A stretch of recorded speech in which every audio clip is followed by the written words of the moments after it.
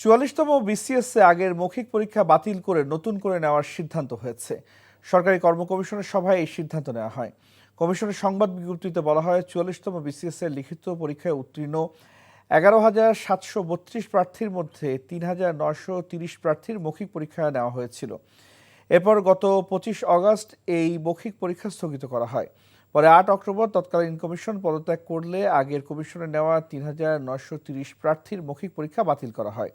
এখন এই বিসিএসে লিখিত পরীক্ষায় উত্তীর্ণ সব প্রার্থীর মৌখিক পরীক্ষা নতুন করে নেওয়ার সিদ্ধান্ত হয়েছে।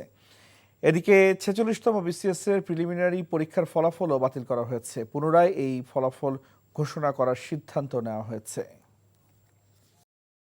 টাকা চুরির জন্য যদি আমার গলায় জুতার মালা পরাইতে হয়, তাহলে আমার শালীর সাথে প্রতারণা করার জন্য তোর ফাঁসি হবে।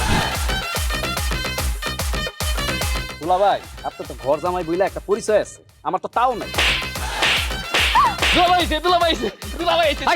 ছেলে রাজনৈতিক ফ্যামিলির মেয়ে হয়ে ওই কাজ করবে। যারে পাবো আরে পিটাবো, রক্তের নেশায় ধরছে, রক্তের নেশায়, কাঁচা রক্তের নেশায় ধরছে।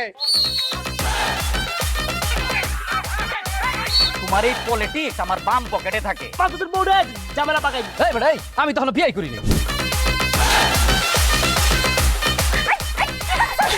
দুইটার আমি গুলি করে মারু। মাসুদরা কোনোদিন ভালো হয় না। আপনার পোশাক আশাক দেখে কিন্তু আপনার তালুকদার বংশের লোক মনে হয় না আব্বা, আপনার মনে হয় যে আপনি ফকির বংশের লোক।